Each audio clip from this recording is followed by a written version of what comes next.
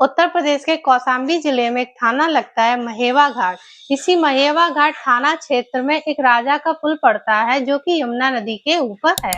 18 मई 2015 की बात है कि अचानक एक कार आकर इस पुल के ऊपर रुकती है। कार के रुकने के बाद कार का दरवाजा खुलता है, उसमें से एक व्यक्ति बाहर निकलता है और वह व्यक्ति आसपास की चीजों को बहुत ऑब्जर्व करता है। वह देखता है कि उसको कोई देख तो नहीं रहा, वह किसी की नजरों में तो नहीं आ रहा। सारी ऑब्जर्वेशन करने के बाद वह कार का सारी ऑब्जर्वेशन करने के बाद वह कार की खिड़की खोलता है, उसमें से एक सर निकालता है। सर को बालों से पकड़कर अपनी पूरी ताकत लगाकर उसको इतना तेज घुमाता है और घुमाकर वह यमुना नदी में फेंक देता है। फेंकने के बाद वह कार का दरवाजा खोलता है और उसमें से एक नग्न अवस्था में एक डेड बॉडी निकालता है। अब वो डेड बॉडी तो उसने कार में से बाहर निकाल ली, पर सर उसका हल्का था, सर को फेंकने में तो उसको आसानी हुई, लेकिन बॉडी का जो वेट था वो ज्यादा था। तो उस व्यक्ति से वो बॉडी फेंकने में उसको दिक्कत हो रही थी। तभी अचानक से पीछे से एक बहुत तेज रफ्तार में गाड़ी गुजरती है। उस व्यक्ति को लगता है कि शायद उस कार में बैठे किसी व्यक्ति ने उसको देख लिया है और वह बहुत घबरा जाता है। घबराने के बाद वह डेड बॉडी को उसी पुल पे छोड़ देता है और छोड़कर वो वहां से अपनी कार में चला जाता है। जो इस सारी घटनाक्रम को अंजाम दे रहा था वह कोई आम आदमी नहीं बल्कि पुलिस विभाग में दरोगा के पद पर तैनात था। उसके बाद दरोगा काफी अपनी कार को स्पीड में भगाता है, काफी हैरान परेशान होता है, बार बार पीछे मुड़कर देखता है कि कहीं वो दूसरी कार उसका पीछा तो नहीं कर रही। और ऐसे ही वो भागता रहता है और करीब 10 साल इस चीज को बीत जाते हैं। फिर तारीख आती है 14 सितंबर 2025, मामला कोर्ट में पहुंचता है। फिर तारीख आती है 14 सितंबर 2025, मामला कोर्ट में पहुंचता है। यह मामला अदालत में जाता है। अदालत कहती है कि इसे जेल में तब तक रखो जब तक कि इसके प्राण निकल ना जाए। इस कहानी के माध्यम से मैं आपको ये समझाना चाहती हूँ कि वह दरोगा कौन था और वो डेड बॉडी किसकी थी जिसका सर इस दरोगा ने नदी में फेंक दिया और बॉडी को वहीं छोड़ दिया। लेकिन बॉडी तो उसकी मिल गई, लेकिन उसका सर आज तक नहीं मिला। नमस्कार दोस्तों, राधे राधे। एक बार फिर आप सभी तमाम लोगों का हमारे इस वीडियो में स्वागत है। उम्मीद करती हूँ आप स्वस्थ होंगे, मस्त होंगे, अपना और अपनों का ख्याल रख रहे होंगे। आज मैं आपको एक सच्ची घटना सुनाने जा रही हूँ। यह घटना उत्तर प्रदेश के कानपुर से आई है। उत्तर प्रदेश के कानपुर में एक थाना लगता है, नजीराबाद थाना। नजीराबाद थाना क्षेत्र में एक चौकी लगती है गुंटू नंबर 5। यह चौकी का नाम है। दरअसल यहाँ एक मशहूर होटल है। इस मशहूर होटल में काम करने वाली इस मशहूर होटल में एक निशा नाम की लड़की रिसेप्शनिस्ट का कार्य करती थी। एक दिन वह होटल से अपना काम खत्म करने के बाद अपने घर जा रही थी। तभी अचानक रास्ते में कुछ चोरों ने उसका पर्स छीन लिया। उसने पर्स को बचाने की बहुत कोशिश की, लेकिन वो अपने पर्स को नहीं बचा पाई। उसने मदद के लिए गुहार भी लगाई, लेकिन आसपास के लोगों ने उसकी मदद नहीं की। उसका पर्स खो जाने के बाद वो बहुत ज्यादा दुखी थी, क्योंकि उस पर्स में उसके बहुत जरूरी डॉक्यूमेंट्स जैसे आधार कार्ड, पैन कार्ड और उसका एटीएम और कुछ पैसे भी थे। जिसके बाद वो बहुत दुखी हो गई। तभी आसपास के लोगों ने आके उससे कहा कि यहीं पास में गुंटू नंबर 5 थाना क्षेत्र लगता है, तुम वहां जाओ और अपनी कंप्लेन वहां दर्ज करवाओ। ईशा बात सुनती है और उसको लगता है कि उसे थाने में जाना चाहिए और कंप्लेन करानी चाहिए और थाना जाती है। वहां जब वो अपनी कंप्लेन लिखाने जाती है तो उस थाने का एक दरोगा होता है जिसका नाम ज्ञानेंद्र सिंह था। ईशा ज्ञानेंद्र सिंह से अपनी सारी बात बताती है कि उसका पर्स चोरी हो गया है, उस पर्स में उसके बहुत सारे डॉक्यूमेंट्स और कुछ पैसे भी थे।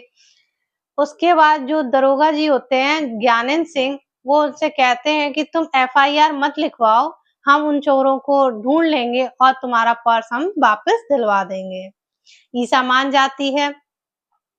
उसके बाद दरोगा जी ईसा को उसके घर पहुँचवाते हैं और उसके कुछ टाइम बाद दरोगा जी ज्ञानेंद्र सिंह पर्स को ढूँढ लेते हैं, चोरों को भी पकड़ लेते हैं और ईसा को उसका पर्स वापस मिल जाता है।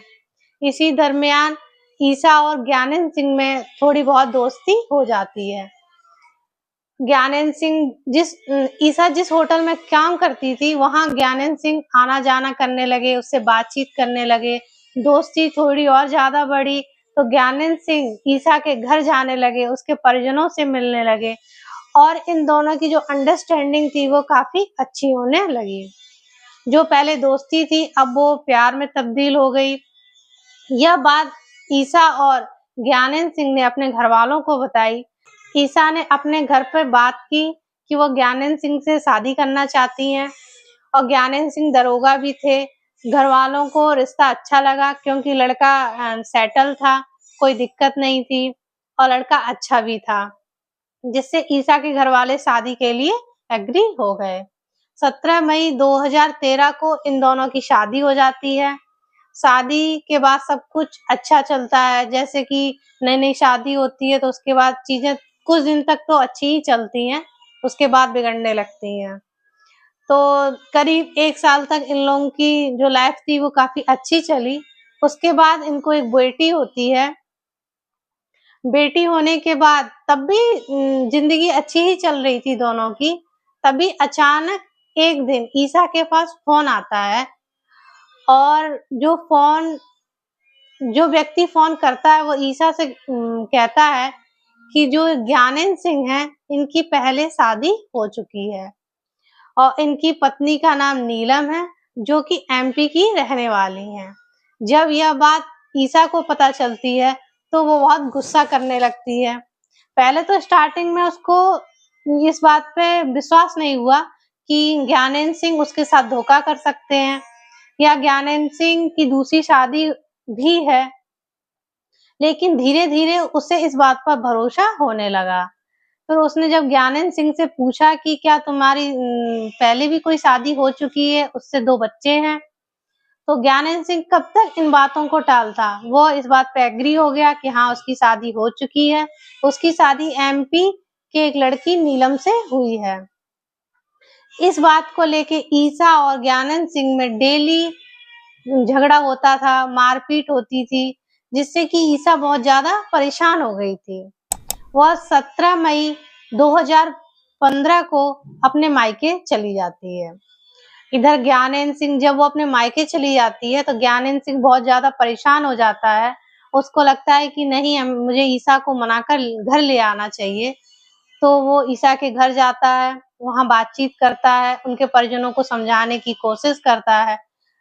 ईसा के जो परिवार वाले होते हैं, वो ज्ञानेंद्र सिंह की बातों में आ जाते हैं और अपनी लड़की को समझाते हैं कि अब ठीक है, तुम्हारी शादी हो गई है, तुम्हारी एक बेटी है, अब तुम्हें अपने बेटी के फ्यूचर के बारे में भी सोचना चाहिए।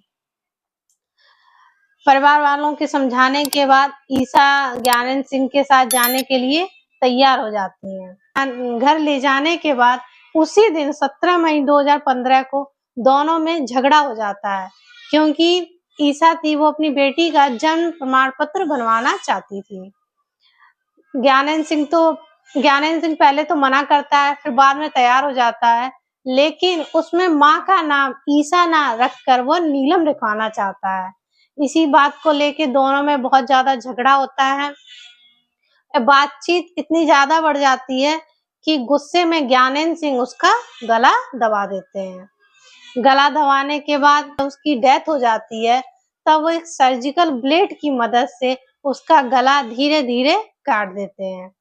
गला काटने के बाद पूरी बॉडी को और गले को वो कार में रखते हैं और कार में रखने के बाद वो राजा जी पुल के ऊपर ले जाते हैं और यमुना नदी में सर को फेंक देते हैं।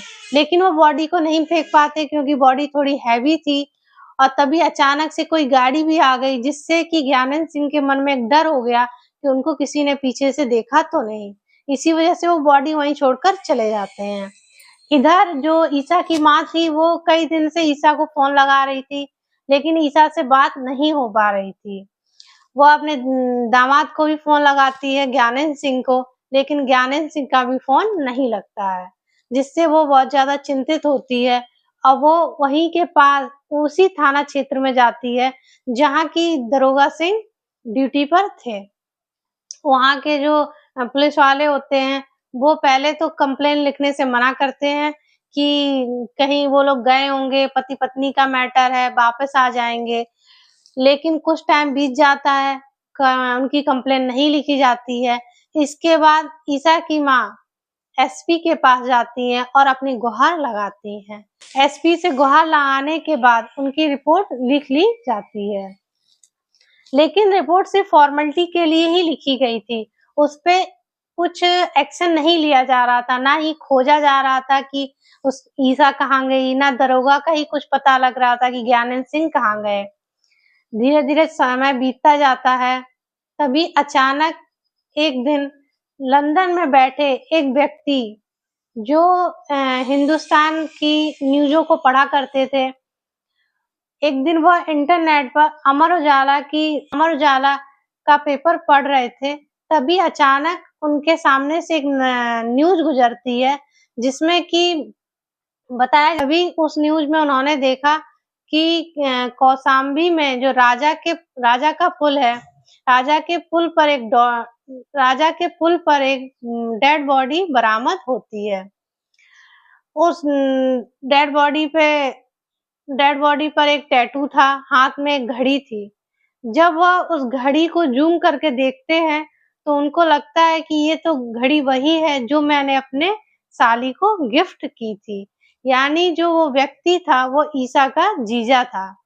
वो अपने सासू माँ को फ़ोन करते हैं, उनको सारी घटना बताते हैं कि न्यूज़पेपर में ऐसे-ऐसे बात हुई है, डेड बॉडी निकली है। तुम कौशाम्बी जाओ और वहाँ जाकर उस डेड बॉडी की शिराकत करो। उसकी माँ कौशाम्बी जाती है, वहाँ जाने के बाद वह थाना जाती है और वहाँ डेड बॉडी देखने की बात करती है। पुलिस वाले उसको मुर्दा घर ले जाते हैं, डेड बॉडी दिखाते हैं। जब वो डेड बॉडी देखती है तो बॉडी पे जो टैटू का निशान था और घड़ी को देखकर वो पहचान जाती है कि वह उसकी लड़की ही है। उसके बाद उसके परिजन उस लाश को घर ले जाते हैं, उसका अंतिम संस्कार करते हैं। लेकिन जो दरोगा ज्ञानेंद्र सिंह थे, वो अंडरग्राउंड हो गए थे। उनका कुछ पता ही नहीं चल रहा था। दरोगा जी ने इतना ही नहीं किया, उनको डर था कि वो कहीं न कहीं पकड़े जाएँगे, इसलिए उन्होंने अपना एक पहले से ही वकील हायर कर रखा था। लेकिन ये जो मुद्दा था बहुत ही ज़्यादा हाई प्रोफाइल हो गया। लोगों में इस चीज़ को लेके बहुत ज़्यादा गुस्सा था। एक दिन वो जब कोर्ट में पेश होने जाते हैं, तो वहाँ के जो वकील होते हैं, उन वकीलों में इतना ज़्यादा गुस्सा होता है, ये सारा गुस्सा वो ज्ञानेंद्र सिंह पर निकाल देते हैं। ज्ञानेंद्र सिंह की बहुत पिटाई भी होती है और जो वकील उनका केस लड़ रहे थे, वो वकील साहब मना कर देते हैं कि मैं तुम्हारा केस नहीं लड़ूँगा। उसके बाद करीब 10 साल तक यह केस चलता है। 14 सितंबर 2025 को इस पर फाइनल सुनवाई होती है। सुनवाई में यही फैसला निकल कर आता है कि ज्ञानेंद्र सिंह को उम्र कैद की सज़ा दी जा रही है, क्योंकि ज्ञानेंद्र सिंह ने जो हत्या की है, वो हत्या बहुत ही निर्मम है और वो समाज के लिए बहुत ही ज़्यादा खतरनाक है। इसलिए ज्ञानेंद्र सिंह को उम्र कैद की सज़ा हो जाती है और 50,000 रुपए का उन पर जुर्माना भी लगता है।